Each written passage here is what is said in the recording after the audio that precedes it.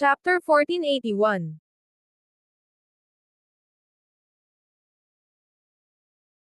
Chapter 1481. Hinampas ni Sebastian ang kanyang mga kamao, sumugod sa kaliwa at kanan ng may lakas na parang 1,000 libra. Bawat suntok ay sinasabayan ng tunog ng mga nababasag na buto at ang mga daing ng kanyang mga kalaban. Bagaman labis silang marami sa kanya, nag-crumble sila tulad ng mga tuyong dahon sa kanyang pagsalakay. Ah! Tulungan niyo ako! Ang hangin ay napuno ng mga sigaw ng takot habang ang dating kumpiyansang mga umaatake ay nauwi sa ganap na kaguluhan, sumisigaw at tumatakbo na parang mga hayop na nahuli sa sulok. Ang kanilang kayabangan ay naglaho sa ilalim ng walang humpay na pag-atake ni Sebastian, na nag-iwan sa kanila na umiiyak sa kawalang pag-asa. May ilan na nagsimulang umatras, umaasang makakatakas sa karahasan gayunpaman, sinundan sila ni Sebastian ng may nakakatakot na katumpakan, pinapatay ang sinumang sumubok tumakas. Mahigit kalahati ng 30 na umaatake ang nahulog na patay o malubhang nasugatan sa loob ng ilang sandali, na ang kanilang mga katawan ay nakakalat sa larangan ng labanan. Ang natitirang mga nakaligtas ay nawalan ng lahat ng lakas ng loob habang sila'y nagkakagulo at nagtatakbuhan, iniwan ang lahat ng pag-iisip ng paglaban. Sir, ang galing nyo! Tumayo si Clarissa sa gilid na may tingin na nakatuon sa kahanga-hangang figure ni Sebastian. Ang kanyang mga mata ay kumikislap sa paghanga, isang halo ng pagkamangha at lumalaking pag-ibig para sa lalaking nagpakita ng ganap na lakas. Tahimik na kinalekta ni Sebastian ang 8 prutas ng unicorn, maingat na inilagay ang mga ito sa isang esmeraldang kahon para sa konserbasyon. Sa pagkakataong ito, hindi niya inalis ang puno ng unicorn fruit. Dahil kumuha na siya ng isang punong prutas na walang hanggan kanina, naramdaman niyang magiging hindi marangal kung aalisin pa ang isa. Bukod dito nauunawaan niya na ang punong prutas ng unicorn ay nangangailangan ng isang napaka-espesipikong kapaligiran upang umunlad, kaya't malamang na hindi ito mabubuhay kung ililipat. Sa pagkakatapos ng kanyang gawain, muling nagpatuloy si Sebastian patungo sa malalayong pagoda, na malapit na sinundan ni Clarissa. Gayunpaman, bigla siyang huminto hindi nagtagal pagkatapos. Sa harapan nila ay lumitaw ang isang napakalaking kawan ng mga mabangis na hayop, ang ilan ay naglalakad sa lupa, ang iba naman ay lumilipad sa himpapawid. Ang kawan ay umabot hanggang sa kasing layo ng mata. Ito ay isang siksik, nakakatakot na alon ng mga pangil, at pakpak. Sir, ano ang dapat naming gawin? Tanong ni Clarissa, nanginginig ang boses habang nakatayo siya sa likuran niya. Ang kanyang mukha ay namutla sa nakita ng napakalaking grupo. Hindi agad sumagot si Sebastian. Sa halip, kumunot ang kanyang mga mata habang umabot siya sa kanyang storage space ring at kinuha ang Harmony Blade. Ang talon ng espada ay kumikislap ng malamig at matalim na liwanag, kahit sa madilim na kapaligiran. Isang malakas na hangin ang humuhuni sa hangin, pinapadapo ang alikabok at mga labi, pinatitindi ang nakababahalang aura ng larangan ng digmaan. Ang mga halimaw ay sumugod ng parang walang katapusang alon habang ang kanilang nakabibinging mga ungol ay yumanig sa kalangitan. Sa itaas, ang madidilim na ulap ay nagngangalit ng masama, nagbabalot ng malungkot na anino sa tanawin na tila nagluluksa sa darating na pagdanak ng dugo. Si Sebastian, gayunpaman, ay nanatiling hindi natitinag. Ang kanyang anyo ay kasing matatag ng bundok. Sa ilalim ng mga nag-uukit na mga paa at mga pangil ng mga halimaw, ang lupa'y nanginginig, umaabot sa takot ng nalalapit na kaguluhan at pagkawasak. Ang mga halimaw ay sumugod kay Sebastian na may mga nagngangalit na ngipin at mga palad na sumasabog, na naglalayong pira-pirisuhin siya. Ngunit, gaano man katindi ang kanilang mga atake, ang hindi matibag na depensa ni Sebastian ay nagpagwagi sa kanila. Ang kanyang Harmony Blade ay sumayaw sa hangin ng walang pagod na katumpakan, bawat hampas ay nagwawakas ng buhay ng isa pang halimaw. Si Clarissa ay matapang na nakipaglaban malapit, ngunit unti-unti siyang nalulupig ng pagsalakay. Tumingin siya kay Sebastian habang ang kanyang mga mata ay napuno ng kawalang pag-asa at tahimik na pakiusap para sa tulong. Nagpalabas si Sebastian ng malamig na pag-ubo, na walang gaanong pakialam sa kalagayan ni Clarissa. Nakatuon lamang sa kanyang sariling laban, Pinutol niya ang kawan ng may nakamamatay na kahusayan, at bawat hampas ay walang awa at tiyak. Ang lupa ay nabasa ng dugo ng mga hayop, at ang metalikong lasa nito ay nagpalapot sa hangin. Ang amoy ay lalo pang nagpagalit sa natitirang mga hayop, na nagdulot sa kanila ng hindi mapigil ang galit habang sumugod sila kay Sebastian. Isang napakalaking halimaw ang biglang sumugod kay Clarissa, at ang mga pangil nito ay nakatutok upang siya'y patumbahin. Napansin ito ni Sebastian mula sa gilid ng kanyang mata. Isang bahagyang kunot ng noo, pinagpag niya ng walang pakialam ang kanyang Harmony Blade, itinulak ang halimaw pabalik bago bumalik sa kanyang laban. Gayunpaman, ang napakaraming bilang ng mga halimaw ay halos naging imposibleng makawala agad si Sebastian. Samantala, sa tuktok ng isang bundok na ilang milya ang layo, isang lalaki at babae ang nakatayo at nagmamasid sa kaguluhan mula sa isang malaking bato. Ang lalaki, nakayakap ang mga braso at nag-aanyong mayabang, ay tiningnan ang eksena na may pakiramdam ng kasiyahan. Sa tabi niya, nakatayo ang babae na may kumpiyansa habang ang kanyang mga iniisip ay nakatago sa likod ng isang mahiwagang ekspresyon. Ginoong Grayson, ang iyong teknik sa pag-aamo ng mga halimaw ay talagang kamangha-mangha. Ang makontrol ang napakalaking kawan ng mga halimaw sa ganitong kapaligiran, walang sinuman sa lihim na mundong ito ang makakatapat sa iyo, sabi ni Arya Lima habang nakatingin sa labanan sa ibaba. Siyempre ako ang hindi mapapantayang pinuno sa ganitong lugar. Arya, kung papayag kang maging katuwang ko, nangangako akong ibabahagi ko ang malaking bahagi ng mga kayamanang matatagpuan natin, sabi ni Grayson Aguilar habang ang tono niya ay puno ng pagmamalaki. Ang kanyang mga mata ay kumikislap sa pananabik habang lumalapit siya sa kanya, pinapalapit ang distansya. Ginoong Grayson, ito ay isang seryosong bagay, at nangangailangan ito ng maingat na pag-iisip, sabi ni Arya sa isang magalang ngunit maingat na tono. Sa kabila ng kanyang mga salita, matibay ang kanyang isip sa pagtanggi sa kanya. Wala siyang balak na makipag-commit kay Grayson at ginagamit lang siya para makakuha ng mga benepisyo. Pagkatapos, kusang loob siyang umatras, lumilikha ng espasyo sa pagitan nilang dalawa. Gayunpaman, hindi natakot si Grayson, bigla siyang umabot, hinawakan ang braso ni Arya ng mahigpit. Sabi niya na may mapanlikhang ngiti, Arya, talagang hinahangaan kita. Hindi ka ba papayag? Chapter 1482. Arya ay galit na galit sa loob, pero pinilit niyang ngumiti at nagbiro, Ginoong Grayson, huwag naman ganyan. Ang pagmamadali sa mga bagay-bagay ay bihirang maganda ang kalalabasan. Tumawa si Grayson nang may pang-aasar habang ang kanyang kamay ay nananatili sa kanyang braso. Sa halip na bitawan ito, matapang niyang inabot ang kanyang bewang. Arya, makipag-ugnayan ka lang sa akin. Nangako akong hindi ka magsisisi. Pinagat ni Arya ang kanyang labi, pinipigilan ang kanyang pagkasuklarn habang dahan-dahan niyang itinulak ang kanyang kamay palayo. Ginoong Grayson, mag-focus tayo sa kasalukuyang gawain. Maaari nating pag-usapan ang iba pang bagay mamaya. Ang mga mata ni Grayson ay panandaliang kumislap sa hindi kasiyahan, ngunit pinigilan niya ang sarili na magtanong pa. Naniniwala siya na hindi makakaligtas si Arya sa kanyang mga kamay at tiyak na isang usaping oras na lamang bago siya sumuko. Samantala, walang tigil na pinagsasaksak ni Sebastian ang kanyang Harmony Blade sa larangan ng digmaan. Bawat hampas ay bumuwal ng ilang halimaw, ngunit tila walang katapusan ang kanilang bilang. Ang kawan ay pinalibutan siya at si Clarissa sa isang walang patid na bilog. Ginoo, dapat umalis ka na nang wala ako, biglang sinabi ni Clarissa. Matapos patayin ang isa pang halimaw, malamig na sumagot si Sebastian. Tumigil ka na sa kalokohan. Hindi kita liwan. Tumutulo ang mga luha sa pisngi ni Clarissa habang sinasabi niyang, pero wala akong maitutulong sayo. Pabigat lang ako sayo. Sebastian ay humalaklak.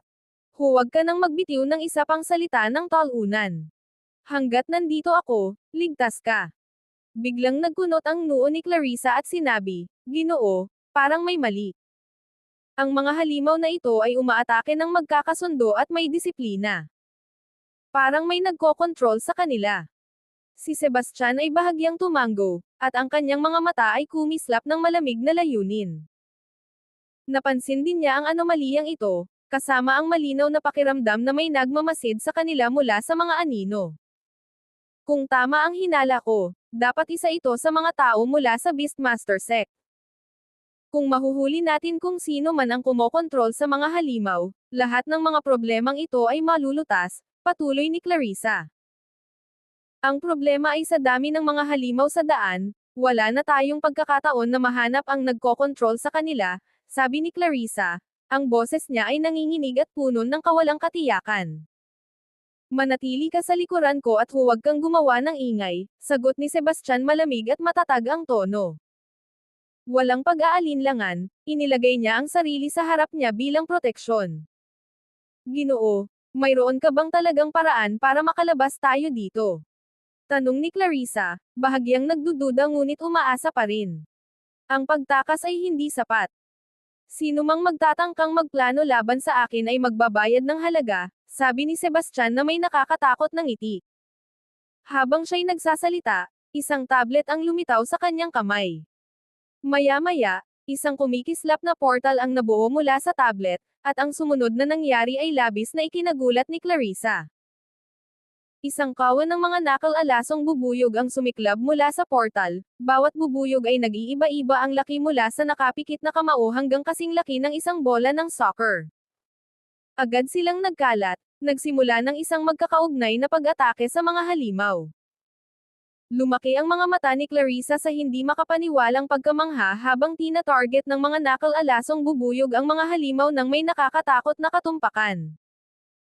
Ang mga tinek ng mga bubuyog ay tumusok sa makakapal na balat ng mga nilalang, at ang mga naapektuhang hayop ay nagke-convulse ng marahas bago bumagsak sa lupa sa loob ng ilang segundo. Ang mga langit ay tila umuulan ng madidilim, walang buhay na mga katawan, habang ang lupa ay agad na napuno ng mga nahulog na mga hayop. Yun ay mga makamandag na bubuyog. Sigaw ni Clarissa habang halos mahulog ang kanyang panga. Nakapaniwala siyang sila'y tiyak na mapapahamak, ngunit si Sebastian ay nagpakita ng napakalakas na panlaban. Hawak ang kanyang Harmony Blade, si Sebastian ay tumayo ng matatag na may di matitinag na aura, ang kanyang matalas na tingin ay sinisiyasat ang paligid habang tinitiyak na si Clarissa ay nananatiling nakatago sa likuran niya. Sa sandaling iyon, siya'y tila isang di matitinag na bundok, hindi natitinag ng kaguluhan. Ang kawan ng mga nakal-alasong bubuyog ay dumaan sa kawan ng mga halimaw na parang itim na bagyo, nilalason ang lahat ng kanilang daraanan. Ang dating malalakas na mga halimaw ay isa-isa nang bumagsak, hindi makatiis sa walang tigil na pag-atake ng mga bubuyog. Hindi nagtagal bago nagsimula ang mga natitirang halimaw na maghiwa-hiwalay, nagkawatak-watek sa takot at pag-atres. Tahimik na ibinalik ni Sebastian ang kanyang Harmony Blade sa lagayan, hindi nagbabago ang kanyang ekspresyon habang pinapanood ang mga halimaw na tumatakas. Samantala, ang mukha ni Clarissa ay lumiwanag sa kasiyahan habang ang kanyang paghanga at pagkamangha kay Sebastian ay lalong lumalalim. Chapter 1483. Sila Grayson at Arya ay nasaksihan ang lahat mula sa isang malalayong tuktok, at lumaki ang kanilang mga mata sa gulat. Paano ito posible? Ang mga makamandag na bubuyog na iyon ay napakalakas na madali nilang napaatras ang mga halimaw na kontrolado ko. Sigaw ni Grayson sa hindi makapaniwalang tono. Si Arya ay labis na nagulat din habang idinagdag niya, sino ba talaga ang lalaking ito? Upang gumamit ng ganitong mga makapangyarihang pamamaraan. Ginoong Grayson, ang iyong kakayahan sa pag-aamon ng mga halimaw ay kabilang sa pinakamahusay sa banal na lupa ng 4 na simbolo, ngunit tila ang lalaking ito ay. Nang huminto siya sa pagsasalita, malinaw ang kanyang ipinahiwatig. Naging madilim ang ekspresyon ni Grayson habang siya'y humihip ng malamig na hangin. Wala itong kinalaman sa kanyang kakayahan sa pag-aamon ng mga hayop. Ang mga pre-trained na nakal-alasong bubuyog ang malakas. Pwede rin ba siyang galing sa banal na lupa ng 4 na simbolo? Tanong ni Arya nang may pag-aalinlangan. Yuminig ka si Grayson at halatang halata ang kalituhan sa kanyang nakakunot na noo. Ang kanyang mga teknik sa pag-aamon ng mga halimaw ay walang kapantay sa 4 Symbols Sacred Ground, at ang kanyang mga kasanayan ay hindi matatawaran sa mas batang henerasyon bilang isang pribadong alagad. Ngunit, Kahit siya ay hindi makapag-angkin ng tiwala na mapapahupa ang mga ganitong mabangis na nilalang tulad ng mga nakal-alasong bubuyog. Sino ang lalaking ito, at saan siya nagmula? Isang kislap ng kasamaan ang kumislap sa mga mata ni Grayson. Hey, ayokong maniwala na kasing lakas niya ang kanyang hitsura. Makikita ko siya mismo at malalaman kung gaano talaga siya kalakas. Nang walang pag-aalinlangan, tumakbo siya patungo kay Sebastian nang may nakakabahalang bilis. Nag-atubili si Arya, at ang kanyang maingat na kalikasan ay nagudyok sa kanya na manatili sa likuran at obserbahan ang sitwasyon mula sa isang ligtas na distansya. Samantala, si Sebastian ay naghahanda na hanapin ang taong responsable sa pagkontrol sa mga halimaw nang bigla siyang makaramdam ng isang malakas na aura na papalapit. Pumikit ang kanyang mga mata habang lumingon siya at nakita si Grayson na nagmamadaling lumalapit sa kanya na may nakakatakot na presensya. Isang kisap ng malamig na layunin ang dumaan sa tingin ni Sebastian. Isuko mo ang prutas ng unicorn, at baka mapatawad ko ang iyong buhay. Utos ni Grayson habang itinutok ang kanyang sibat kay Sebastian, ang kanyang mga mata ay puno ng pagnanais na pumatay. Ah, ikaw pala ang nagkokontrol sa mga halimaw, hindi ba? Isuko mo ang iyong mga puntos at lumuhad ka upang aminin ang iyong pagkakamali, at isasaalang-alang kung hindi ka nalang patayin, malamig na sagot ni Sebastian. Si Grayson ay napuno ng mapanlit na tawa. Napaka-arogante mo. Huwag kang masyadong magmataas sa sarili mo. Ako si Grayson Aguilar, isang pribadong alagad ng banal na lupa ng 4 na simbolo. Ginugugol namin ang aming mga araw sa pakikitungo sa lahat ng uri ng mga halimaw at pagmaster ng mga teknik sa pagpapabuti ng katawan. Madali lang ang pagdurog sa iyo. Ang dami mong sinasabi, sagot ni Sebastian bago tumakbo ng mabilis na parang palaso, tinamaan si Grayson ng isang malakas na suntok. Nang makita ang suntok na papalapit, mabilis na itinaas ni Grayson ang kanyang sibat upang harangin ito. Isang malakas na pagsabog ang umalangaw habang ang suntok ni Sebastian ay nagpadapa kay Grayson, at ang kanyang mga braso ay nangangalay sa pamamanhid. Paano ito posible? Ang lakas mo ay labis. Ang mukha ni Grayson ay puno ng hindi makapaniwalang ekspresyon. Sebastian ay humalaklak ng may pagwawalang bahala at muling sumugod. Ang kanyang mga kamao at sipa ay kasing bilis ng kidlat at kulog. Ang bilis niya ay napakabigla na hindi nakaiwas si Grayson sa tamang oras. Sa isa pang nakabibinging pagsabog, tumama ang kamao ni Sebastian sa dibdib ni Grayson. Sinira ang kanyang mid-tier na spiritual artifact battle robe. Naramdaman ni Grayson ang matinding sakit na dumaloy sa kanyang katawan at sa mukha ng isang bangkos ng dugo habang siya'y itinapon pabalik. Matapos siyang bumagsak ng malakas, nahirapan siyang makahinga, at ang kanyang pagmamataas ay nasaktan kasama ng kanyang katawan. Hindi tinanggap ni Grayson ang pagkatalo, kaya't nagplano siya ng isang desperadong hakbang. Habang naghahanda si Sebastian sa kanyang susunod na atake, biglang hinawakan ni Grayson si Clarissa, na nakatayo malapit, at itinulak siya patungo kay Sebastian ng buong lakas. Mabilis na nahuli ni Sebastian si Clarissa, iningatan siya sa kanyang mga bisig. Samantala, sinamantala ni Grayson ang abala upang tumakas, dragging ang kanyang sugatang katawan habang tumatakbo siya para sa kanyang buhay. Habang pinapanood ang nag-aatres na figure ni Grayson, inisip ni Sebastian na habulin ito ngunit sa huli ay nagpasya na huwag na lang. Mas mahalaga ang paghahanap ng kayamanan sa ngayon, at masyadong hindi mahalaga si Grayson para pag-aksayahan pa ng karagdagang pagsisikap. Maraming pagkakataon para harapin siya mamaya. Si Clarissa ay nanginginig pa rin sa mga bisig ni Sebastian habang bulong niya, "Pasensya na, kasalanan ko lahat ito." "Hindi mo kasalanan," pinakalma siya ni Sebastian. Pagkatapos, nang itinaas niya ang kanyang tingin sa bulubundukin sa itaas ng lambak, ang kanyang matalas na mga mata ay tumuon kay Arya, na nakatayo at nagmamasid sa kanila mula sa malayo. Chapter 1484. Ang ekspresyon ni Arya ay namutla nang mapagtanto niyang napansin siya ni Sebastian. Walang pag-aalinlangan, siya'y lumiko sa kanyang sakong at tumakbo palayo na parang isang simoy ng hangin. Isang oras ang lumipas, dumating sina Sebastian at Clarissa sa tuktok ng bundok. Sa harapan nila ay may isang pagoda na gawa sa pulang ladrilyo, Ang pasukan nito ay pinalamutian ng mga nakabibighaning pulang doble na pintuan na naglalabas ng isang aura ng solemnidad at awtoridad. Ito ang pulang pagoda na nabanggit ng iba kanina. Bagaman hindi ito partikular na malaki sa sukat, naglalabas ito ng isang misteryoso at hindi maunawaan na aura, na parang tahimik na inaanyayahan ang mga manlalakbay na tuklasin ang mga lihim nito. Ang alindog nito ay imposibleng labanan.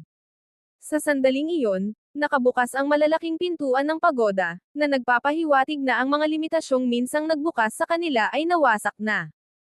Tara na. Utos ni Sebastian nang walang pag-aalinlangan. Ang kanyang figure ay sumulong na parang palaso, nagmamadaling patungo sa pagoda. Sinundan ni Clarissa ng malapit, kasabay ang kanyang bilis. Sa sandaling pumasok sila, ang kanilang paligid ay nagbago ng labis. Sa harap nila ay umabot ang isang serye ng masalimuot na inayos na mga silid. Bawat silid ay may kapansin-pansing magkatulad na disenyo, na bumubuo ng isang masikip ngunit masalimuot na labirinto. Ang 8 trigramas na nakakalitong porma sayon. Napahinga si Clarissa, nanginginig ang boses sa gulat at takot. Talaga bang napakalakas ng pormasyong ito? Nagkunot-noo si Sebastian. Ang tono niya ay puno ng kagyat na pangangailangan. Tumanggo si Clarissa ng may seryosong ekspresyon. Ang 8 trigramas na nakakalitong porma ay labis na makapangyarihan.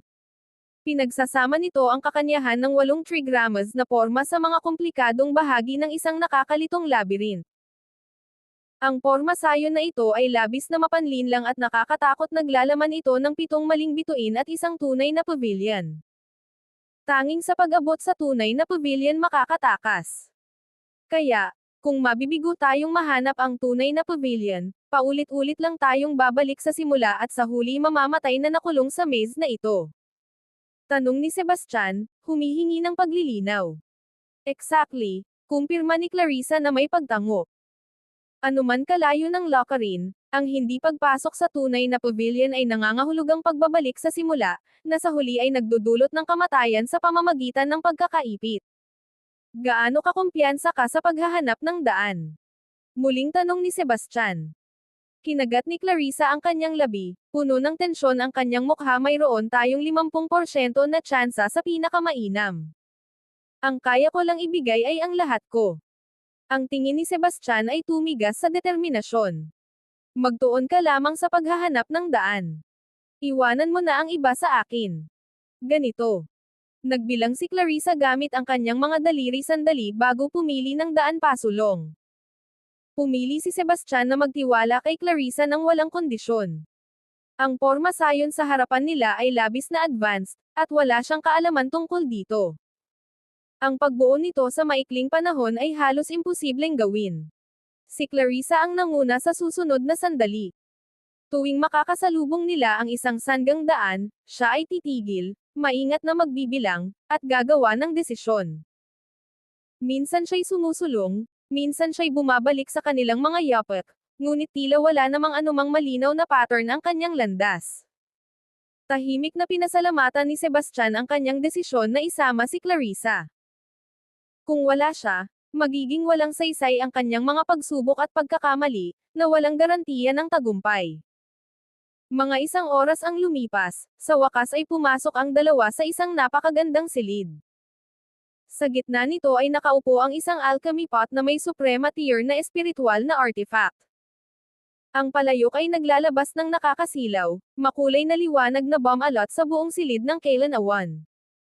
Halos kasing liwanag ito ng liwanag ng araw. Yan ay isang alchemy pot na pang-supreme tier na espiritual na artifact. Sigaw ni Clarissa habang napanganga sa gulat. Pati ang kanyang mga mata ay lumaki sa gulat. Ang puso ni Sebastian ay kumabog sa kasabikan, at ang kanyang mga damdamin ay sumiklab ng hindi mapigilan. Hindi niya kailanman naisip na ang kayamanang nakatago sa loob ng pagoda ay magiging isang napakabihira at mahalagang bagay. Ang mga mataas na antas ng espiritual na artepakto ay labis na mahalaga na, at ang isang palayok ng alkaymaya na ganito ay isang pambihirang pambihira. Kahit na mayaman ka, halos imposibleng makuha ang ganitong kayamanan. Mayroon isang bagay sa loob ng palayok ng alchemy. Ramdam ko ang isang makapangyarihang puwersa na umaagos dito. Sabi ni Clarissa, nanginginig ang boses habang tinitingnan ang artifact na may seryosong ekspresyon. Naramdaman ko rin, sagot ni Sebastian, nakatitig sa palayok. Ang nagniningning na liwanag na nagmumula dito ay malamang na nagmumula sa kung ano man ang nasa loob nito. Pinanukala niya na ang nilalaman ng palayok ang tunay na kayamanan ng silid. Kung tama ang kanyang kutob, ang nilalaman ay tiyak na napakahalaga. Sir, mukhang walang porma sayon na nagbabantay sa palayok ng alchemy. Ilagay mo ito agad. Baka matagpuan ng iba ang lugar na ito sa lalong madaling panahon, at makakaakit tayo ng hindi kinakailangang gulo kung magtatagal tayo, sabi ni Clarissa. Tumanggo si Sebastian bilang pagsang-ayon at mabilis na lumapit sa palayok ng alchemy. Chapter 1485. Hanggang dyan na lang kayo. Isang malakas na sigaw ang umalangaw-ngaw sa silid nang pumasok ang 5 tao. Mayroong 3 lalaki at 2 babae, at ang kanilang presensya ay naglalabas ng makapangyarihang aura. Intermediate Deity Masters. Bagaman walang sino man ang makapagagamit ng kanilang cultivation base sa lugar na ito, ang pisikal na lakas at karanasan sa laban ng Intermediate Deity Masters ay higit na nakahihigit sa mga karaniwang cultivator. Kahit na pinigilan ang kanilang antas ng pagsasanay, ang mga katawan ng Intermediate Deity Masters ay mas malakas ng malaki kumpara sa mga Lesser Deity Masters. Ito ay dahil sa paulit-ulit na pagpapalakas ng kanilang mga katawan sa panahon ng pagsasanay.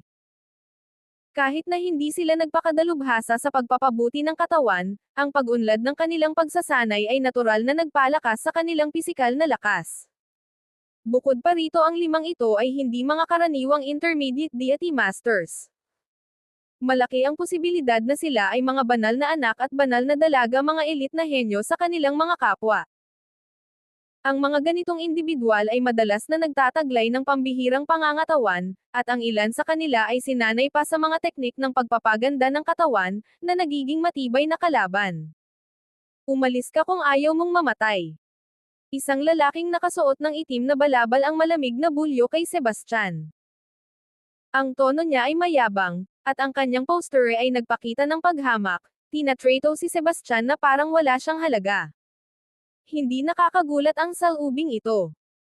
Ang lalaking nakasuot ng itim na balabal ay si Adriel Babcock, at siya ang banal na anak ng Vulcan banal na lupa. Sa kanyang prestihiyosong katayuan at natatanging talento, tila halos makatarungan ang kanyang kayabangan. Paano natin hahatiin ang kayamanang ito? Tanong ng isang babae na nakasuot ng pink na damit. Siya ay napakaganda, na may hangin ng napakataas na karangyaan. Ang kanyang mukha ay may ekspresyon ng pagmamalaki, na para bang sanay na siyang sambahin.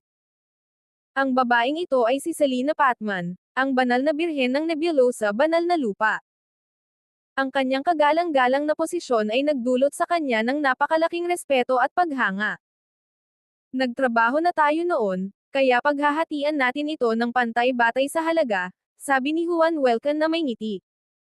Siya ay isang kilalang tagapagmana ng prestihiyosong pamilyang Welcan.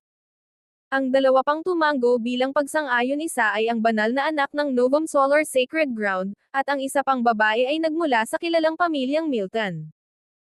Ang grupong ito ng 5 ay walang kap-ares sa loob ng lihim na kaharian, na nagpapaliwanag sa kanilang lubos na paghamak kay Sebastian. Tumayo si Clarissa sa tabi ni Sebastian na may tensyonadong ekspresyon. Nakita rin niya na ang 5 ito ay hindi pangkaraniwang mga individual. Noong mga sandaling iyon, si Sebastian ay naglakas loob na lumapit sa alchemy pot na isang pambihirang antas ng espiritual na artifact. Kung hindi siya seryosohin ng 5, wala rin siyang dahilan para seryosohin ang mga ito. Binabalaan kita sa kamatayan. Ang 5 ay nagalit nang makita nilang papalapit si Sebastian sa palayok ng alchemy. Pagkatapos ng huling salita ni Juan, agad siyang tumakbo patungo kay Sebastian. Sa kabila ng hindi niya magamit ang pagsasaka, ang bilis niya ay kamangha-mangha, parang isang leopardo na nag-uusig sa kanyang biktima. Ang mga daliri niyang parang pangil ay tumalon diretso sa dibdib ni Sebastian. Mag-ingat po kayo, sir. Sigaw ni Clarissa sa takot. Ang kanyang mga mata ay puno ng pag-aalala. Bahagyang lumingon si Sebastian, at ang sulok ng kanyang mga labi ay umikot sa isang malamig na ngiti. Pagkatapos ay sumuntok siya kay Juan ng walang pag-aalinlangan. Nakita ni Juan na si Sebastian ay gumaganti, at isang malupit na ngiti ang kumalat sa kanyang mukha. Ang mga nakakakilala sa kanya ay nauunawaan na siya ngayon ay labis na nagagalit, at ang mga kahihinatnan ng kanyang galit ay nakasisindak. Maging ang kamatayan ay tila isang awa kumpara sa kanyang galit. Ang apat pang tao ay nakatayo na nakapulupot ang mga braso, at ang kanilang mga tingin ay puno ng pang-uuyam. May halong kaunting awa pa ito para kay Sebastian. Hindi nagtagal, ang tunog ng mga buto na nagkabasag-basa ay umabot sa matalim na tunog sa nakakatakot na tahimik na silid sa ilalim ng lupa, tumagos sa mismong kaluluwa ng sinumang makarinig nito. Chapter 1486. Ang braso ni Juan ay umikot sa isang hindi natural na nakakatakot na anyo, na nagdulot sa kanya na humigop ng malalim sa pamamagitan ng nakapikit na mga ngipin. Ang kanyang mukha ay isang larawan ng kawalang paniniwala at takot habang ang buong katawan niya ay nanginginig ng marahas sa ilalim ng sakit. Parang isang mahina at malambot na dahon na hinahampas ng hangin. Ang natitirang apat ay nakatayo ng frozen na may mga mata na pinalaki sa gulat. Hindi nila maunawaan kung ano ang nangyari. Ngunit walang awa si Sebastian. Sa isang matibay na palo ng palad, tinapos niya ang buhay ni Juan.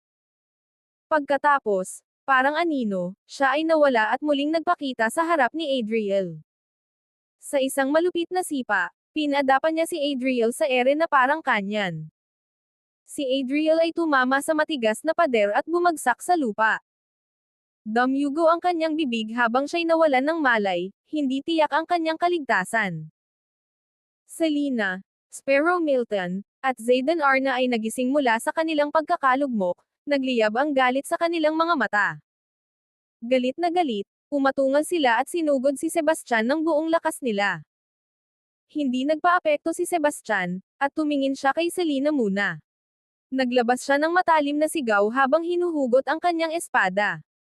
Ang kanyang talon ay kumilos ng may nakakabighaning katumpakan, nag-uukit ng mga nakakasilaw na arko sa hangin habang tinatamaan niya ang lalamunan ni Sebastian. Ang matalim na hangin mula sa kanyang mga palo ay umuungal ng may sapat na lakas upang tumagos sa bakal at bato. Si Sebastian ay mabilis na umiwas, iniiwasan ang kanyang nakamamatay na pagsaksak. Mabilis na pinaikot ni Selena ang kanyang palso, binago ang direksyon ng kanyang talon upang hamampas ng paalang patungo sa kanyang baywang. Ang talon ng espada ay umuugong ng marahas na enerhiya, at ang lakas nito ay sapat upang putulin ang hangin. Inilipat ni Sebastian ang kanyang galaw ng paa, umatras ng ilang hakbang at madaling iniiwasan ang atake, habang ang kanyang ekspresyon ay may bahagyang bakas ng pang-aasar. Dahil sa kanyang mga nabigong pagtatangka, lalong naging masigla ang mga galaw ni Selena. Ang kanyang mga palo ay naging isang ipu-ipo ng bakal habang ang espada ay bumuo ng isang nakakabulag na sapot ng mga overlapping na anino na dinisenyo upang mahuli si Sebastian. Ang tindi ng kanyang atake ay tila kayang wasakin ang lahat ng nasa kanyang daraanan. Si Sebastian, gayunpaman, ay nanatiling kalmado. Napansin ang isang pagkakataon, mabilis niyang iniunat ang dalawang daliri at pinigilan ang dulo ng espada ni Selena na parang ito'y nahuli sa isang hindi mapuputol na pangkabit. Bumagsak ang puso ni Selena sa takot. Sinubukan niyang hilahin ang kanyang talon, pero hindi ito kumilos kahit kaunti. Nang ibabaw ang takot sa kanya, ngunit bago pa siya makapag-react ng higit pa, si Sebastian ay mabilis na lumapit. Ang kanyang kamao ay tumama na parang kulog, naglalabas ng isang aura ng pagkawasak na nagmumula sa walang humpay na dominyo.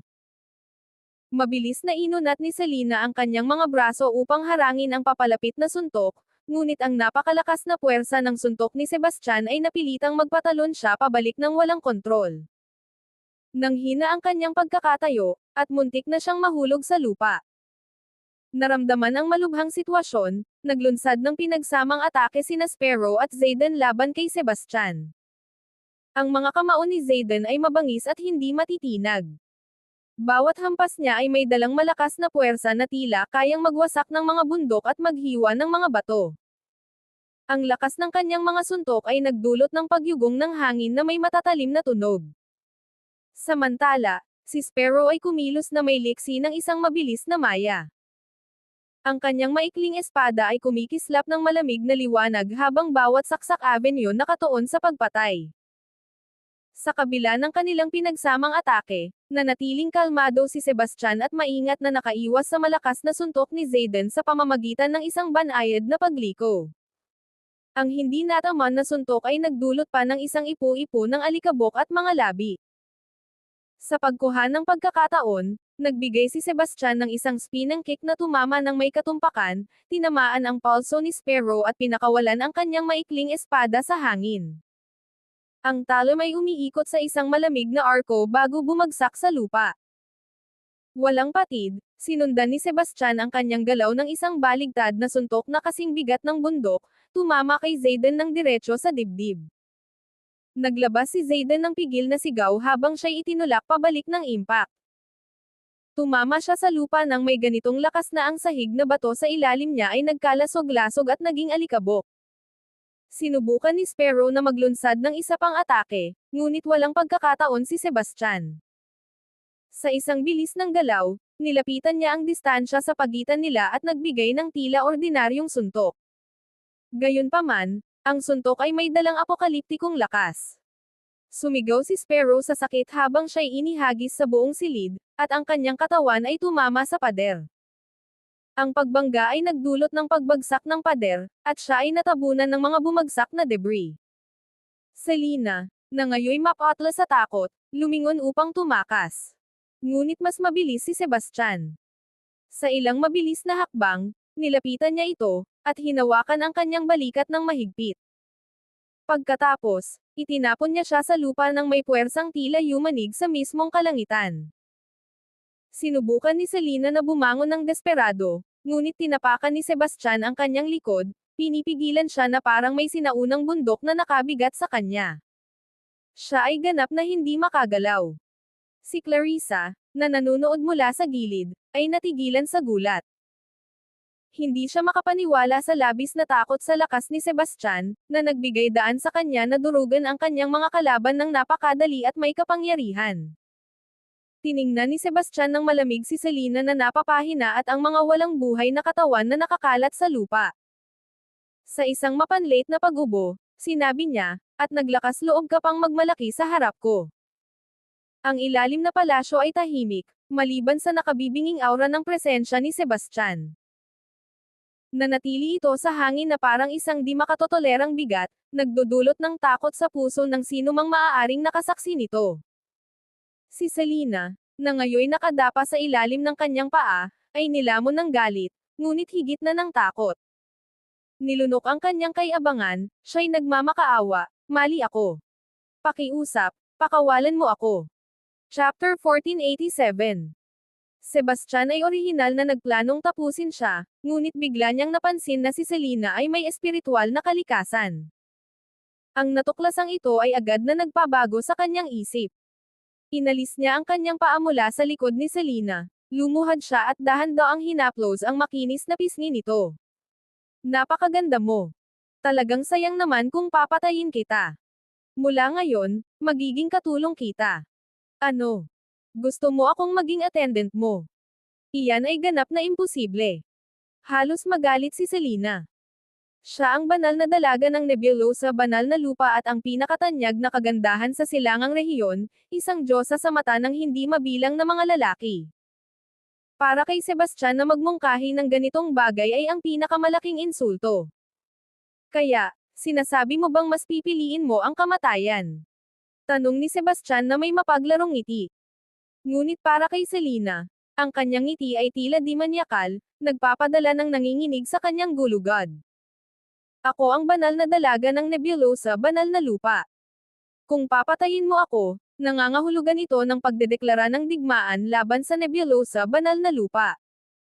Malamig na tugon ni Selena. Nakapagpatay na ako ng higit pa sa ilang banal na anak at banal na dalaga.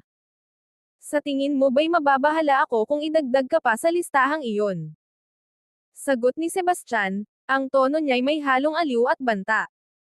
Ang mukha ni Selena ay naging mapatlas sa takot. Hindi niya akalaing nagbabalat kayo si Sebastian pagkatapos ng lahat, sa mga bangkay na nakahiga malapit, tatlo ang mga banal na anak ng banal na lupa, at isa ang batang tagapagmana ng isang kilalang pamilya.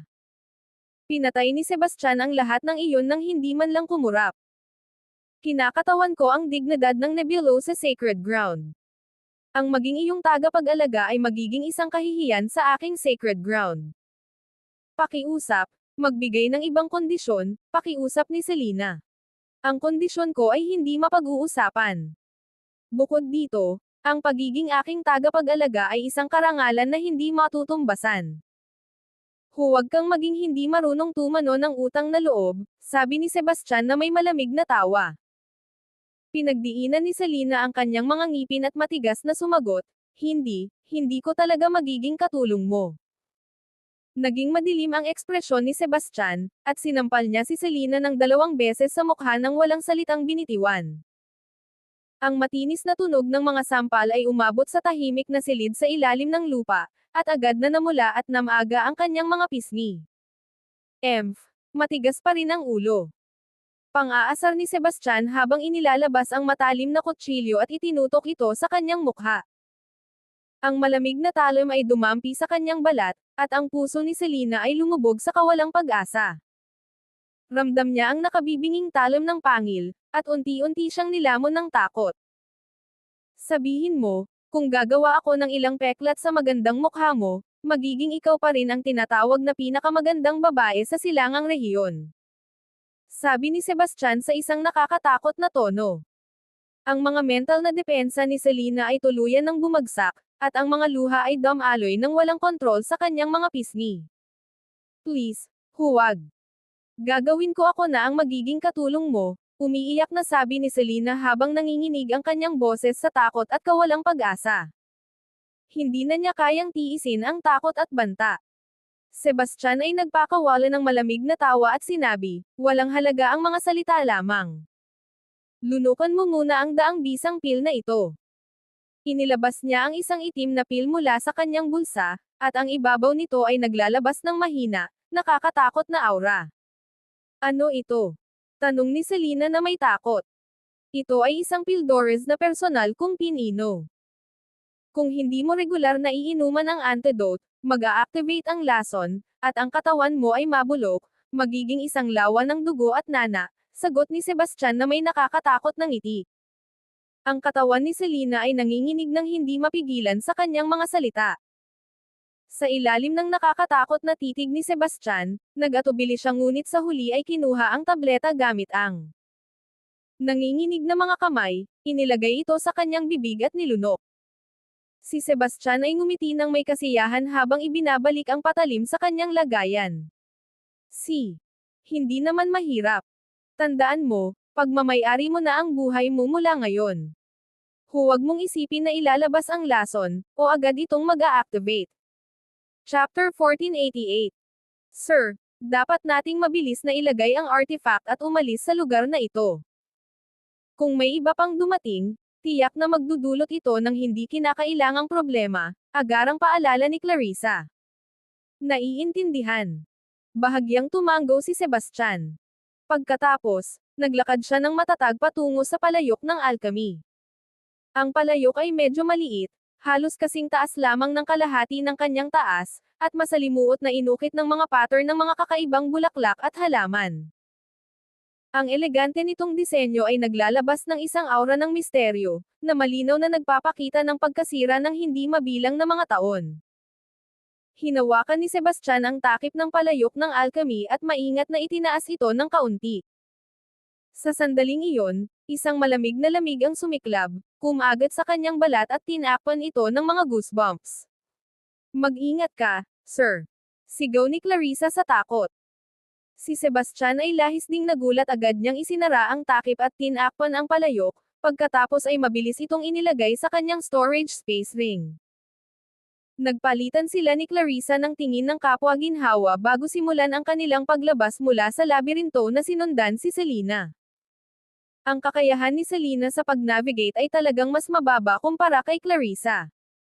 Kanina, Umasa siya kay Juan at sa kanyang mga kasama para makapasok. Ang 8 trigram bewildering formation ay napatunayang labis na komplikado. Kahit na si Clarissa ang nanguna, nakagawa siya ng 2 maling liko bago sila tuluyang nakalabas sa formasyon matapos ang mahigit 2 oras. Gayunpaman, nang sila'y lumabas mula sa pagoda, isang nakakatakot na tanawin ang sumalubong sa kanila. Ang dating masiglang paligid ay naglaho, na nag-iwan ng lugar na nakakabinging tahimik. Walang kahit isang tao na makikita. Pagdating nila, puno ng mga kalahok na nagmamadali ang mga daanan, ngunit ngayon ay nakalatag na walang laman ang daan. Ang katahimikan ay napakalalim na nagdulot ito ng kilabot sa kanilang mga likod. Nakunot ang noo ni Sebastian. Ang kanyang tingin ay matalas habang tinitingnan ang paligid. Sinabi niya sa mababang boses, "May mali. Mag-ingat ka." Mahigpit na kumapit si Clarissa sa likuran niya, nanginginig ang boses habang sinabi, "Ginoo, anong nangyayari? Bakit bigla na lang nawala ang lahat?" Hindi sumagot si Sebastian. Sa halip, pinabilis niya ang kanyang lakad habang ang kanyang mga hakbang ay umuukit ng masamang tunog sa nakakabahalang katahimikan. Maging ang hangin ay tila huminto, na nag-iwan lamang ng tunog ng kanilang mga yapot na umaabot sa katahimikan ng paligid. Bigla, isang nakakatakot na malamig na hangin ang dumaan, na nagdulot kay Clarissa na manginig ng hindi niya namamalayan. "Sir, ano ang dapat naming gawin ngayon?" Tanong ni Clarissa na may takot. Walang dahilan para mag-alala, malamig na sinabi ni Sebastian, at ang kanyang mukha ay kasing lamig ng hamog. Gayunpaman, ang kanyang matalas na mga mata ay nanatiling mapagbantay, maingat na nagmamasid sa anumang galaw sa kanilang paligid. Ang nalalapit na paglubog ng araw na kasing pula ng sariwang dugo ay nagkulay sa kalahating bahagi ng kalangitan at tinakpan ang tahimik na gubat ng isang nakakatakot na kulay. Ang pagbaba mula sa bundok ay mas madali kung ikukumpara. Ang grupo ay nakarating sa base ng hindi nakatagpo ng kahit isang kaluluwa, na parang lahat ay naglaho sa hangin.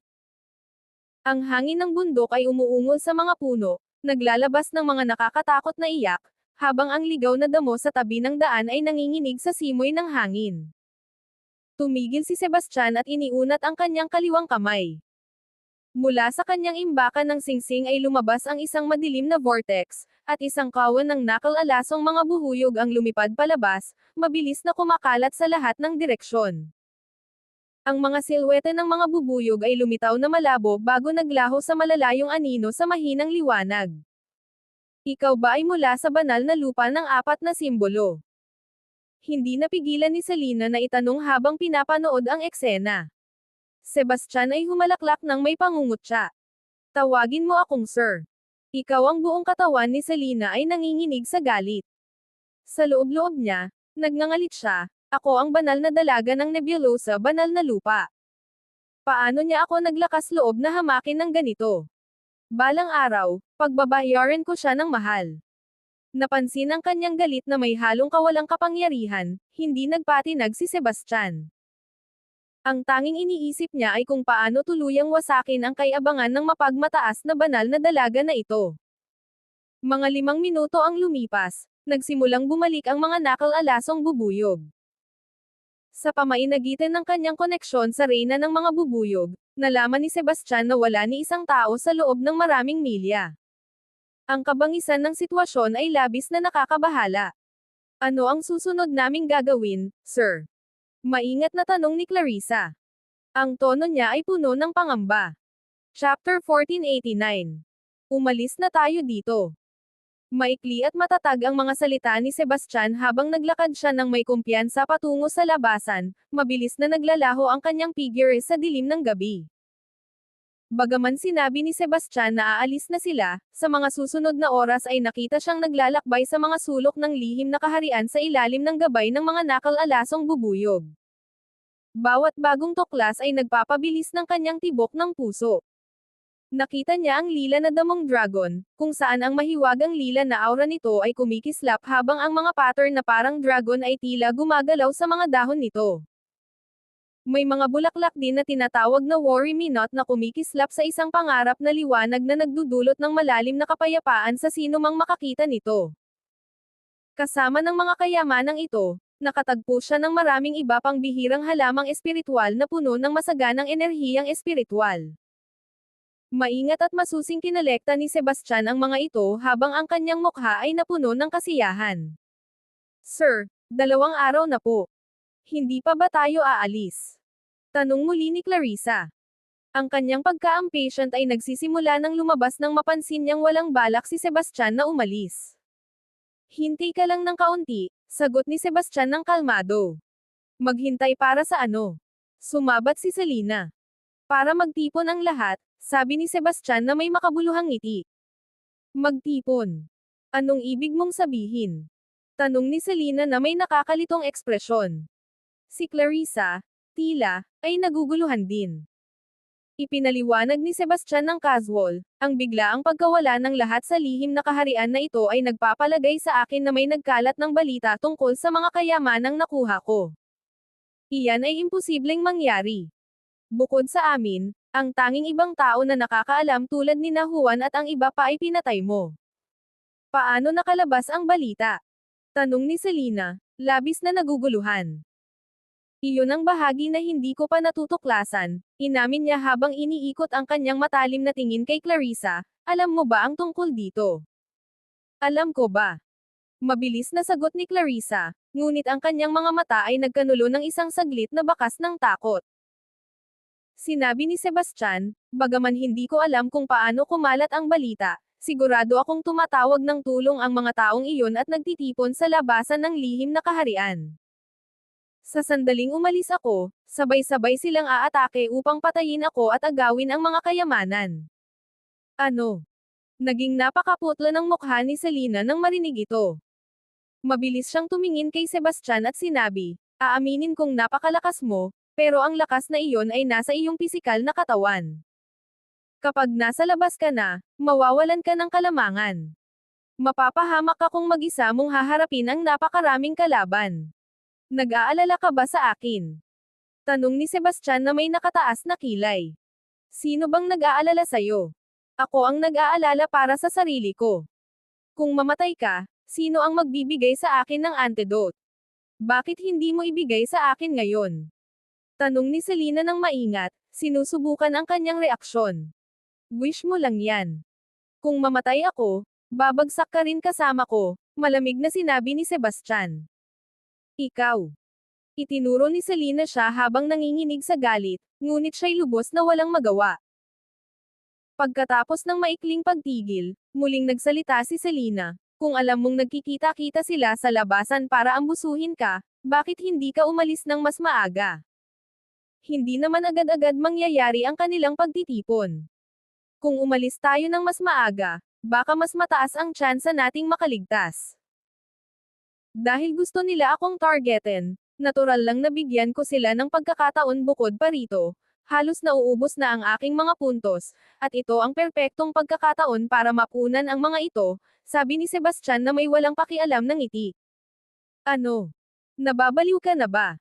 Sigaw ni Selena ng galit. Alam mo ba talaga ang sinasabi mo? Maaaring hindi ko alam ang eksaktong sitwasyon sa labas ng lihim na kaharian, pero alam kong maraming tao ang pumasok dito. Sa konserbatibong pananaw, dapat may hindi bababa sa 100 tao na naghihintay sa labasan. Harapin silang lahat mag-isa ay purong kabaliwan. Kung gusto mong mamatay, huwag mo akong isama sa iyo. Hindi ko ito kayang gawin mag-isa, syempre. Kaya nandyan ka, sabi ni Sebastian sa malamig at walang pakialam na tono. Chapter 1490. Kahit isama mo pa ako, hindi mo kailanman matatalo ang mga taong iyon, sabi ni Selena na galit. Nagunat si Sebastian at sinabi. Babasagin ko ang sino mang humaharang sa aking daraanan. Walang dapat ikatakot. Panahon na. Halika at salubungin natin sila. May isang grupo ng mga tao sa pasukan ng lihim na kaharian, at ang atmosfera ay tensyonado. Isang lalaking nakasuot ng pilak na maskara ang dahan-daang lumabas mula sa lihim na kaharian kasama ang 2 babae, at ang lalaki ay walang iba kundi si Sebastian. Nang makita ito, sumigaw si Troy, nandyan ka na sa wakas, duwag. Humalaklak si Wyatt at malakas na sumagot, kahit sino ka pa, Paliligtasin namin ang buhay mo kung ibibigay mo ang kayamanan ngayon. Tumingin si Gladys kay Sebastian, ang kanyang mga mata ay kumikislap sa determinasyon. Samantala, sinuri ni Sebastian ang lahat at humalaklak. Mga katulad mo ba ang nagbabalak na agawin ang aking kayamanan? Sumigaw si Troy ng galit, tumigil ka na sa kakabola at ibigay mo na ang kayamanan ng mapayapa. Kung hindi, mamamatay ka ng isang kakilakilabot na kamatayan. Wyatt idinagdag, mas mabuti pang huwag mong gawin ito sa mahirap na paraan. Wala kang matatakasan kapag marami kami. Tiningnan ni Sebastian ang karamihan at tumigil ang kanyang tingin sa isang babae na nakasuot ng mahabang pulang damit. Matangkad at maayos ang tindig, ang magandang babae ay may maputing balat, maayos na kilay, at maliwanag na mga mata. Bukod dito, siya ay may tuwid na ilong at makakapal na labi. Ang mahaba at maitim niyang buhok ay dumapo ng maayos sa kanyang mga balikat at nagdagdag ng kaunting karangyaan sa kanya. Siya ang nakatatandang kapatid ni Clarissa at ang banal na dalaga ng Cloud Warden Sacred Ground, si Gladys Starwood. Bagaman ito ang unang pagkakataon niyang makita siya, nakilala siya ni Sebastian sa isang sulyap dahil ang kanyang hitsura ay maraming pagkakahawig kay Clarissa. Dapat ikaw ang utak ng lahat, hindi ba? Pakiusap ni Sebastian. Bakit mo inaakalang ako? Tanong ni Gladys sa halip. Sa malamig na tinig, sumagot si Sebastian, maliban sa ilan sa atin, wala nang ibang nakakaalam na may kayamanan ako. Siguro sinabi na sa'yo ng kapatid mo tungkol dito, at pagkatapos, nagdala ka ng maraming tao para harapin ako. Mukhang mataas ang tingin mo sa akin. Nagbiro si Gladys. Mas matalino ka pala kaysa sa inaakala ko. Dahil alam mo na, ibigay mo na lang ang kayamanan ng masunurin. Baka sakaling magkaroon ka ng pagkakataong mabuhay. Kung hindi, magiging anibersaryo ng iyong kamatayan sa parehong araw sa susunod na taon. Huminto si Sebastian at humarap kay Clarissa. Tinulungan kita, pero tinaksilan mo ako. Ibinaba ni Clarissa ang kanyang ulo, hindi naglakas loob na tingnan siya sa mata. Bakit ka pa nandyan, Clarissa? Lumapit ka rito ngayon. Pinagalitan ni Gladys. Si Clarissa ay malinaw na natatakot sa kanyang kapatid habang nagmamadali siyang lumapit dito. Tumingin si Wyatt kay Sebastian at malamig na nagtanong, "Bata, huling beses na kitang tatanungin. Ibinibigay mo ba ang kayamanan o hindi? Ang kayamanan ay nasa akin. Halika at kunin mo kung kaya mo." Isang liwanag ang kumislap sa mga mata ni Sebastian, at ang Harmony Blade ay lumitaw sa kanyang mga kamay habang isang matinding pagnanais na pumatay ang sumiklab mula sa kanya. Sumigaw si Wyatt, "Huwag kang maging mayabang, bata. Halika, sabay-sabay nating hulihin siya, lahat."